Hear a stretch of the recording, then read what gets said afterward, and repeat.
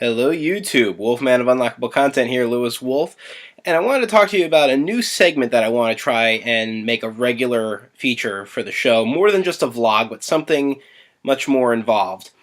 I've mentioned a few times that I'm not really so much of a video gamer, I'm more of a tabletop guy. And I wanted to talk to you more about that and share with you some of the games that I enjoy playing. Maybe you can suggest games to me to check out. I'll tell you about them. A lot of fun. And so I hope you enjoy. I wanted to start this off with a quick story. I told you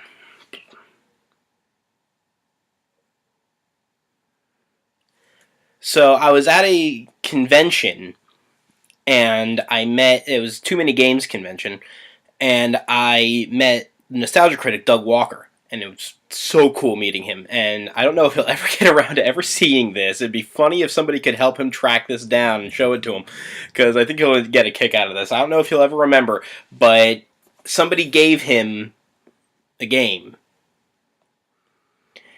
and he autographed it for me because he said, he's very kind, but he doesn't have the ability to really play games with everything he does, so he was giving it to somebody.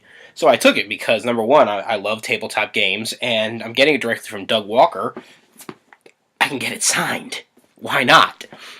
So I took it out of its cellophane, and I just had him sign it. I didn't look inside it at all. So I finally got home, and I opened the box, and to my surprise, this is the rule book. Cutting off mid-sentence. And some of these words, it doesn't, you can't read it.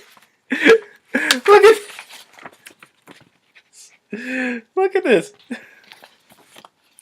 So, Doug, if you didn't have the time to play the game, you really couldn't have gotten too far reading the rulebook anyway. So there's a fun fact for you.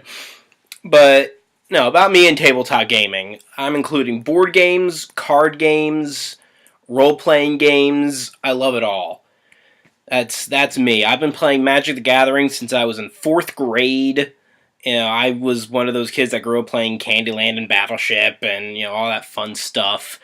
When I was in middle school, I discovered D&D and Pathfinder. I played a little bit in high school, and that's why I actually really got back into it over again in college. Me and Ellie would be a part of campaigns or run campaigns with a small group of friends, and they went crazy. The stories that we could tell from the gameplay, just the shenanigans out the wazoo. So, lots of fun stuff. So, I want to talk to you about a new game in particular. It's not really new, but a game. This is how I want to start. I want to start here. Appropriately titled Geek Out. The Geek Out Your Friends party game. It's age intended for 10 and up.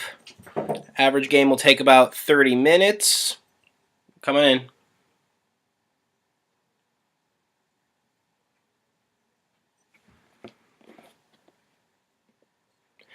You can play with a minimum of 2 players, and you can just kind of go up from there.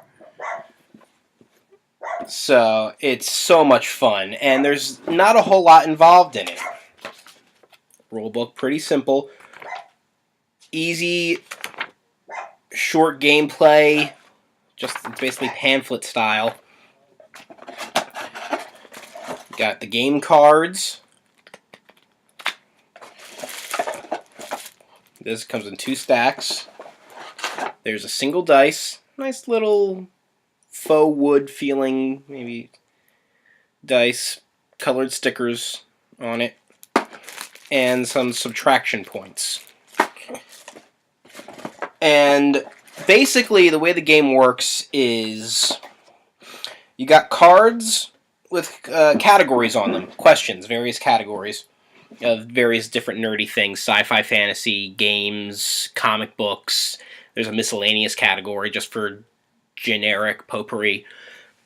And you roll the dice to find out which category you get, You answer the question based on what's asked. You get it right, you win the card. You get it wrong, you get subtraction points. And the game has suggestions on how you do it, but house rules, make it up as you go. 5 cards wins, 10 cards wins. Whoever, is the last person standing after a certain minus number, however you want to do it. It's a lot of fun. The only downside the game has is that there's no time limit on questions. That's something that, again, you got to kind of make that up in your house rules.